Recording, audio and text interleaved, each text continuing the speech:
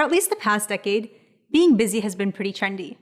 It translates into you being important and successful, working around the clock to get things done and climb up the ladder. In fact, being busy is so admirable nowadays that when it even comes at the expense of not spending time with family or missing important life events happening in your friend circle or community, you're considered to be noble, having sacrificed friends and family in pursuit of an important cause.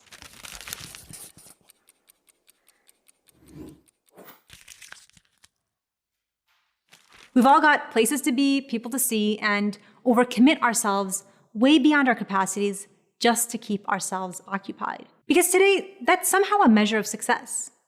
It's kind of suffocating if you ask me.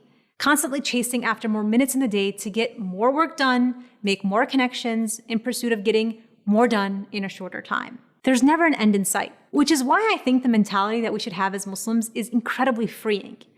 And that mentality isn't that we sit back and relax and not attempt to be leaders in every field, but it's about taking advantage of barakah.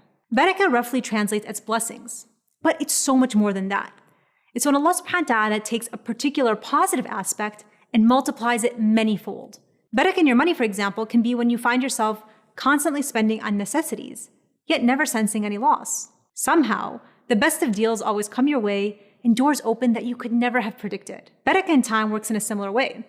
If you have Allah's blessings in your time, you suddenly find that you can accomplish so many things in such a short amount of time. There are less hoops to jump through and more opportunities that readily arise. When you experience barakah, you know there's nothing in the world that can give you the same return on your investment. You won't be able to help but chase after ways that bring barakah into your life.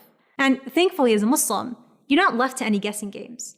God and His Prophet give us the counsel we need to attain extraordinary blessing.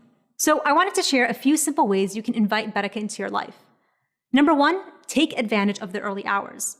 The Prophet, peace be upon him, made specific dua for his ummah on this one, asking Allah to put barakah in the early mornings. So try to make it a habit to start your day right after Fajr Salah. Number two, when you feel tight on time or under pressure in other ways, make istighfar or seek forgiveness from Allah. When the Prophet Nuh alayhi salam was calling his people to believe in God, he told them to make istighfar so they can witness the abundance of God's forgiveness. يُرْسِلِ السَّمَاءَ عَلَيْكُمْ مِدْرَارًا.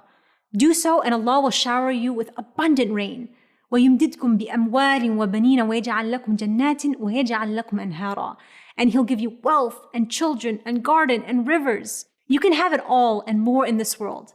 That is exactly what barakah is. Number three, give in charity. There are dozens of verses in the Quran and so many countless stories from the life of the Prophet, peace be upon him, that describe how Allah multiplies your wealth on end in this world and in the next for those who give in His cause. One hadith of the Prophet, peace be upon him, even advises you to give charity on behalf of the sick as a means of healing. دَاوُوا مَرْضَاكُمْ بِالصَّدَقَةِ. That giving sadaqah serves as providing blessings in one's health and wealth. These are just some of the few ways you can begin to bring barakah into your life. And there are so many more. Rather than chase after time that will forever be fleeting, chase after opportunities to seek Allah's pleasure and gain His barakah.